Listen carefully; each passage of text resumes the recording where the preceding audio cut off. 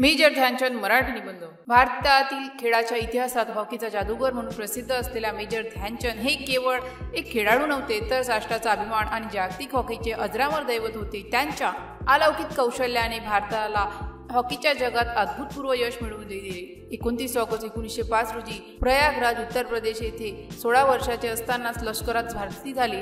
तेथेच हॉकी खेळण्याची संधी मिळाली। पुस्तकांपेक्षा मैदानात रस चिकाटीने सराव केल्याने लवकरच त्यांची प्रतिभा चमकली। 1928 एम्स्टरडॅम पहिले सुवर्ण ध्यानचंद सर्वोत्कृष्ट बॉलर स्कोरर। 1932 लॉस एंजेलिस दुसरे सुवर्ण। भारताने अमेरिकेच्या 24-1 असा पराभव केला।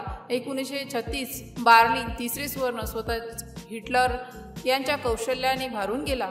त्यांच्या हॉकी स्टिकमध्ये जादू आहे अशी अफवा पसरली होती। एका सामान्य त्यांनी 14 गोल केले।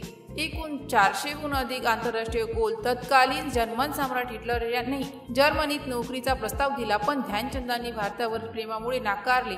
गोल करण्याची अचूकता, फटकेबाजीची गती आणि ड्रिबलिंगची कला अविश्वसनीय होती। चेंडू त्यांच्या स्टिकला चिटकून राहतो असे भासते, म्हणून त्यांना द गॉड ऑफ हॉकी म्हटले गेले। मेजर ही लष्करची पदवी त्यांना हॉकीच्या योगदानाबद्दल मिळाली। साधे, विनम्र आणि शिस्तबद्ध जीवन जगले। खेळाडूंना सतत म्हणत, खेळ प्रेमाने खेळा, देशासाठी खेळा, अहंकार टाळा। ध्यानचंद पुरस्कार भारताचा सर्वोच्च खेळ पुरस्कार त्यांच्या स्मरणार्थ ध्यानचंद राष्ट्रीय स्टेडियम दिल्ली हे त्यांच्या नावावर आहे। पद्मभूषण 1956 देऊन गौरव। जन्मदिन 29 ऑगस्ट भारतात राष्ट्रीय क्रीडा दिवस म्हणून साजरा होतो।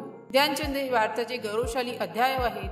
त्यांची कारकीर्द खेळाडूंना स्वप्ने पाहण्यास शिकवते। त्यांचे जीवन सांगते की कष्टाचे फळ निश्चित मिळते। देशभक्ती ही सर्वात मोठी विजयिनी। विश्वास आणि सरावाने अशक्य शक्य होते। मेजर ध्यानचंद हे भारतीय खेळ जगाचे सूर्य होते। त्यांनी हॉकीला केवळ खेळ न समजता एक कला बनवली, हॉकीचा जादूगर म्हणून त्यांचे नाव इतिहासात अजरामर आहे। त्यांची प्रेरणा आजही लाखो खेळाडूंना खेळा, देशाला गौरवा यासाठी प्रेरित करत आहे। सलाम हॉकीच्या महानायिका। जर या पोस्टशी संबंधित काही गोंधळ असेल किंवा आपल्याला अशा कोणत्याही विषयाची माहिती हवी असेल तर कृपया खालील दिलेल्या कमेंट बॉक्सद्वारे आपले प्रश्न आम्हाला विचारू शकता। या पोस्टशी संबंधित आणखीन काही प्रश्न असतील आपण आम्हाला ते देखील सांगू शकता की आम्ही त्या समस्या नक्कीच सोडवू।